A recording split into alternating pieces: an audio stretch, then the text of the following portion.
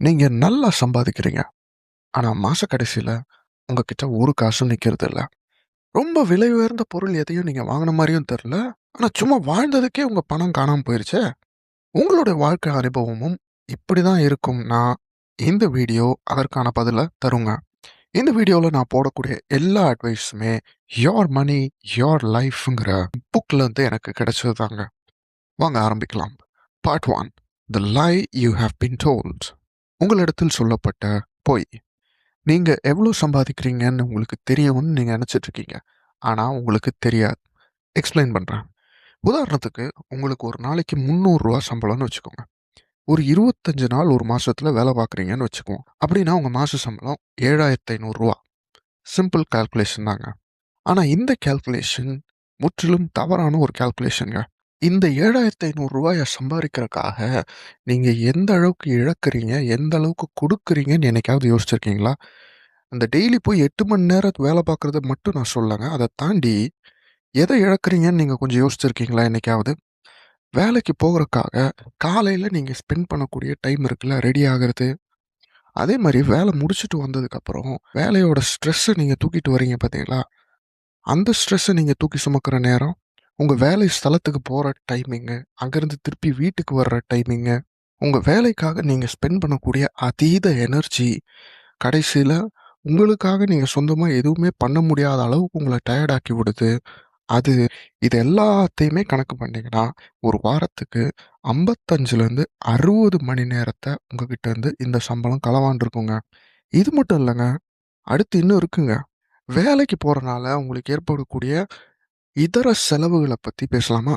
நீங்க போறது, வர்றதுக்கான டிரான்ஸ்போர்ட் செலவு, நீங்க சாப்பிடக்கூடிய லஞ்ச்சு அல்லது ஸ்நாக்ஸு அல்லது டீ சாப்பிடுறதுக்கான செலவு, வேலைக்கு போட்டு போறதுக்காக நீங்க வாங்கி வச்சிருக்கிற நல்ல ட்ரெஸ்ஸுக்கான ஏற்பட்ட செலவு, இது எல்லாத்தையும் கழிச்சிட்டு பார்த்தீங்கன்னா, மாச கடைசில உங்க சம்பளம் 7,500லிருந்து அப்படியே குறைஞ்சு வெறும் ரூ. 3,000 தான் இருக்குங்க. இப்படி யோசிச்சீங்கன்னா, இது ரொம்ப வேதனையான விஷயங்க. ஆனா, இத விட வேதனையான ஒரு விஷயத்த சொல்லவா?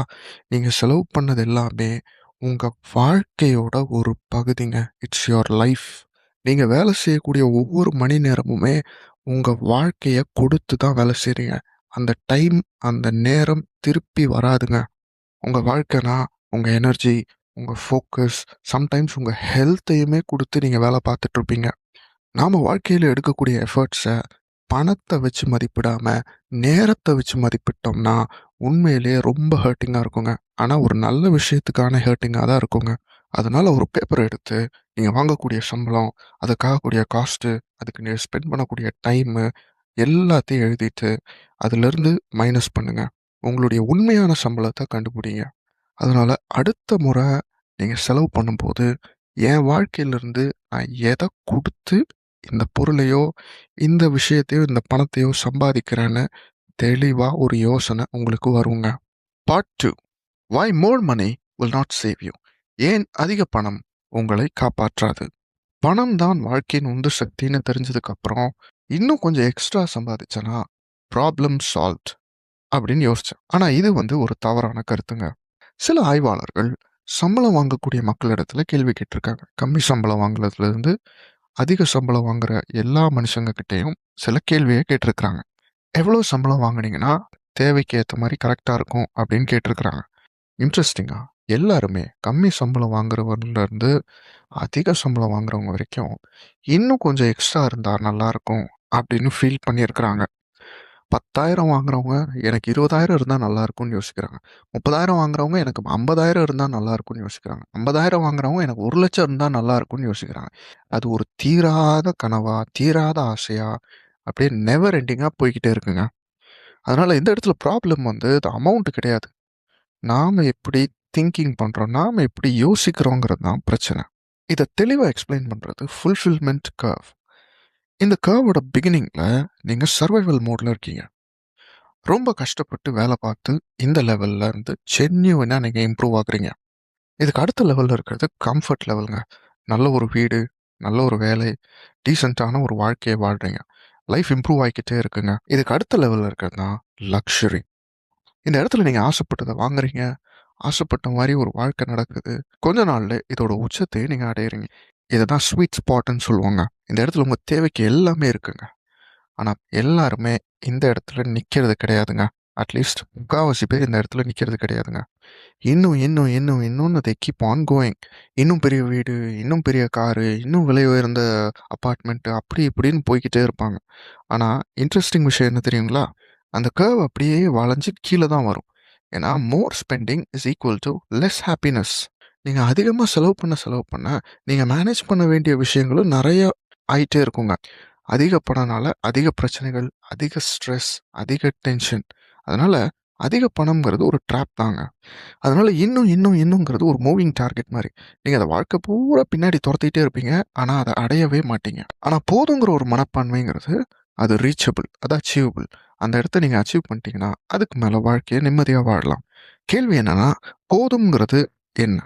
ஒவ்வொருவருக்கும் இந்த போதுங்கிற அளவு வித்தியாசமா இருக்குங்க. ஒருத்தருக்கு அது கம்ஃபர்ட்டாவும், ஃப்ரீ டைமாவும் இருக்கலாம். இன்னொருத்தருக்கு அது ஃப்ளெக்சிபிலிட்டியாவும் இருக்கலாம். இன்னொருத்தருக்கு அது ஜாப் செக்யூரிட்டியா இருக்கலாம். இன்னொருத்தருக்கு அது கவர்மெண்ட் ஜாபா இருக்கலாம். ஸோ, உங்களுக்கு என்ன போதும்? எத அடைஞ்சா நீங்க ஹாப்பியா இருப்பீங்க? அப்படின்னு யோசிங்க. Part 3 A simple habit that cuts spending. செலவை குறைக்கக்கூடிய சின்ன பழக்கம். உங்க செலவுகள கிட்டத்தட்ட 25% குறைக்கக்கூடிய ஒரு சின்ன ஸ்ட்ராட்டஜிய இப்ப நான் ஷேர் பண்றேங்க. ரெடியா? அந்த ஸ்ட்ராட்டஜி என்னன்னா, நீங்க பண்ற எல்லா செலவையும் ஒரு பேப்பர்ல எழுதி வைக்கிறது.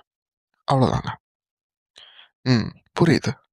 என்ன இவ்ளோ சப்பையா இருக்கு? இது எப்படியா வேலை செய்யும்? அப்படிதானே யோசிக்கிறீங்க. எக்ஸ்பிளைன் பண்றேன்.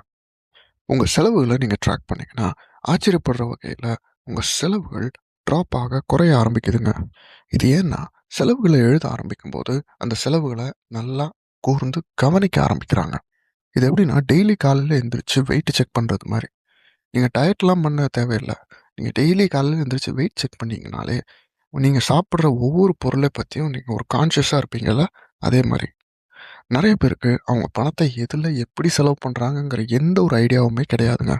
அவங்க சம்பாரிக்கிறாங்க, செலவு பண்றாங்க. ஆனா மாச கடைசில எங்கடா என் பணம்லாம் போச்சு அப்படின்னு யோசிக்கிறாங்க. அதனால முக்காவாசி பேர் ஃபினான்ஷியலி பிளைண்டா இருக்காங்கங்க. இப்ப நீங்க எத பத்தி யோசிக்கிறீங்கன்னு எனக்கு தெரியுது. பட்ஜெட்டிங் தானே? நானுமே நெறைய தடவ பட்ஜெட்டிங் பண்ணியிருக்கேங்க. ஆனா அது எனக்கு ஒர்க் அவுட் ஆகவே இல்ல.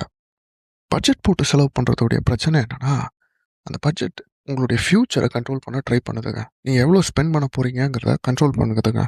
ஆனா துரதிர்ஷ்டவசமா நம்ம போட்ட பிளான் படி வாழ்க்கை நகராதுங்க. திடீர் எக்ஸ்பென்சஸ், திடீர் செலவுகள், திடீர் பிரச்சனைகள் வரும். நம்ம பட்ஜெட் அப்படியே உடையுங்க. ஆனா செலவ ட்ராக் பண்றது அது கம்ப்ளீட்டா டிஃபரெண்ட்டுங்க. நீங்க உங்கள ஃபோர்ஸ் பண்ணாம என்ன பண்றீங்கன்னு அப்சர்வ் மட்டும் பண்றீங்க. அந்த ஒரு கவனிப்பு மட்டுமே உங்களுடைய நடத்தை, பிஹேவியர கம்ப்ளீட்டா சேஞ்ச் பண்ணுதுங்க. அடுத்த ஒரு 30 நாளைக்கு உங்களுடைய எல்லா செலவையும் ட்ராக் பண்ணி பாருங்க. நீங்க சாப்பிடுற சின்ன டீல இருந்து பண்ணக்கூடிய பெரிய செலவு வரைக்கும் ஒரு நோட் புக்லயோ, ஒரு ஆப்லயோ நோட் பண்ணி பாருங்க. கண்டிப்பா மாச கடைசியில ஒரு பெரிய சேஞ்ச நீங்க எதிர்பார்க்கலாம். Part 4 The 3 questions filter. Okay. இப்போ உங்க பணம் எங்க போகுதுன்னு உங்களுக்கு தெரியுது. அது சரியா தவறான்னு டிசைட் பண்றதுக்காக ஒரு 3 கேள்விய கேட்கணும்னு ஆத்தர் சொல்றாருங்க. கேள்வி 1. Did I get fulfillment to the proportion to the life energy I spent? நான் செலவழித்த வாழ்க்கையின் சக்திக்கு ஏத்த மாரியான ஒரு நிம்மதி எனக்கு கிடைச்சதா? நீங்க கடைசியா வாங்குன ஏதாவது விலை உயர்ந்த பொருள பத்தி யோசிச்சு பாருங்க. அது உண்மையிலேயே உங்களுக்கு ஒரு மகிழ்ச்சிய கொண்டு வந்துச்சா? அல்லது அது மறக்கக்கூடிய ஒரு அனுபவமா? இந்த சோதனையில சில விஷயங்கள் பாஸ் ஆகும், சில விஷயங்கள் ஃபெயில் ஆகும். அந்த பாஸ் ஆகுற விஷயத்த வச்சுக்கோங்க. ஃபெயில் ஆகுற விஷயத்த அப்படியே கட் பண்ணுங்க. கேள்வி number 2. Is this spending aligned with my values? இந்த செலவுகள் எல்லாம் என்னுடைய பண்புக்கு ஏத்த மாரி, என்னுடைய வேல்யூஸ்க்கு ஏத்த மாரி இருக்கா? அப்படிங்கிறது தான் செகண்ட் கேள்வி. இது ஒரு ரொம்ப ட்ரிக்கியான ஒரு கேள்விங்க. ஏன்னா நெறைய பேருக்கு நம்ம வேல்யூஸ் தெரியும், நம்முடைய பண்புகள் தெரியும்னு நெனச்சிட்டு இருக்கோம். ஆனா, நம்முடைய செலவுகள எடுத்து பார்த்தோம்னா, அது ஒரு ஹோல் டிஃபரண்ட் ஸ்டோரிய சொல்லுதுங்க. உதாரணத்துக்கு ஃபினான்ஷியல் ஃப்ரீடம் தான்ப்பா என்னுடைய கோல் அப்படின்னு சொல்லிட்டு, எந்த ஒரு இன்வெஸ்ட்மென்ட்டுமே பண்ணாம இருக்கிறது. ஹெல்த் தான்ப்பா பிரையாரிட்டி அப்படின்னு சொல்லிட்டு, ஜங்க் ஃபுட்டுக்கும், குப்பையான ஆல்கஹால் மாரியான ட்ரிங்க்ஸுக்கும் நெறைய ஸ்பெண்ட் பண்றது. உங்க செலவுகள் தான் உங்களுடைய உண்மையான பிரையாரிட்டீஸ் என்னன்னு சொல்லுங்க. Question number 3. How would the spending change if I did not work for money? நான் பணத்துக்காக வேலை செய்ய வேண்டிய தேவை இல்லை என்றால், நான் எப்படி இந்த ஸ்பெண்டிங்க பண்ணியிருப்பேன்? இது ஒரு ஆழ்ந்த கேள்விங்க. நீங்க வேலைக்கு போணும்னு அவசியம் இல்லன்னா, அந்த பைக்க வாங்கியிருப்பீங்களா? நீங்க வேலைக்கு போணும்னு அவசியம் இல்லன்னா, அந்த ட்ரெஸ்ஸு, இந்த ஷூவு, அதெல்லாம் வாங்கியிருப்பீங்களா? நம்முடைய செலவுகள்ல ஒரு பகுதி நம்ம வேலைக்கு போறதுக்காகவே செலவு பண்ணிட்டு இருக்கோங்கிற ஒரு உண்மைய இந்த கேள்விய கேட்கறது மூலமா நீங்க புரிஞ்சுக்கலாங்க. இந்த செலவுகள் எல்லாம் பணம் சம்பாரிக்கிறதுக்காக நம்ம பண்ணக்கூடிய செலவு. எவ்வளோ பைத்தியக்காரத்தனம் பாருங்க. வேலைக்கு போறதுனால ஒரு விதமான ஸ்ட்ரெஸ் வருது. அந்த ஸ்ட்ரெஸ்ஸ குறைக்கிறதுக்காக நம்ம செலவு பண்றோம். அந்த செலவ சமாளிக்கிறதுக்காக மறுபடியும் வேலைக்கு போ வேண்டியதா இருக்கு. எப்படிப்பட்ட ஒரு சைக்கிள் பாருங்க. இதுல காமெடி என்னன்னா, நெறைய பேருக்கு இது தெரியாமலே இதுக்குள்ள சிக்கியிருக்கோங்க. இந்த மாச கடைசியில உங்களுடைய பட்ஜெட்ட, உங்களுடைய கேலண்டர, உங்களுடைய ட்ராக்கர பார்த்து இந்த 3 கேள்விகள கேளுங்க. 5 ஏன் இதையெல்லாம் செய்கிறோம்? ஏன் இதெல்லாம் பண்றோம்? அப்படின்னு ஜூம் அவுட் பண்ணி கொஞ்சம் யோசிங்க. சாகறதுக்கு கொஞ்சம் முன்னாடி ஒரு பணக்காரனா சாகணுங்கிறதுக்காக இல்ல. உங்களுடைய பக்கத்து வீட்டுக்காரங்கள விட நீங்க வசதியா வாழணுங்கிறதுக்காக இல்ல. இது எல்லாத்தையும் ஏன் பண்றோம் அப்படின்னா, ஃப்ரீடம்.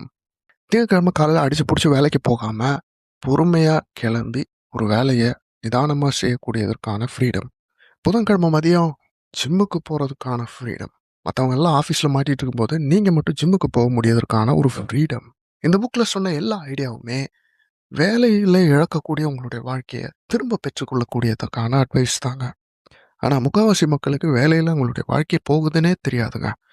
டெய்லி காலையில எந்திரிச்சு வேலைக்கு அவசரமா போவாங்க. திருப்பி வருவாங்க. உட்காந்து ரிலாக்ஸ் பண்ணுவாங்க. ஃபோன நோண்டுவாங்க. அப்படியே 40 வருஷத்துக்கு அப்படியே ஓட்டுவாங்க. ஒரு நாள் திடீர்னு கண் முழிச்சு, "எங்கடா என் வாழ்க்கை எங்க போச்சு?" அப்படின்னு யோசிப்பாங்க. இப்படி ஒரு நிலைமை நமக்கு வரவே கூடாதுங்க. நம்ம வாழ்க்கைய வாழணுங்க. வேலை செய்யக்கூடாதுங்க. பணம்ங்கிறது வெறும் டூல்ஸ் தாங்க. ஆனா நேரம் தான் பொக்கிஷங்க. Money is just a tool. Time is the treasure. இவ்வளோ தூரம் பார்த்துருந்தீங்கன்னா, எங்க சேனல ஒரு சப்ஸ்கிரைப் தட்டி விட்டு போங்க. Thank you. பாய்.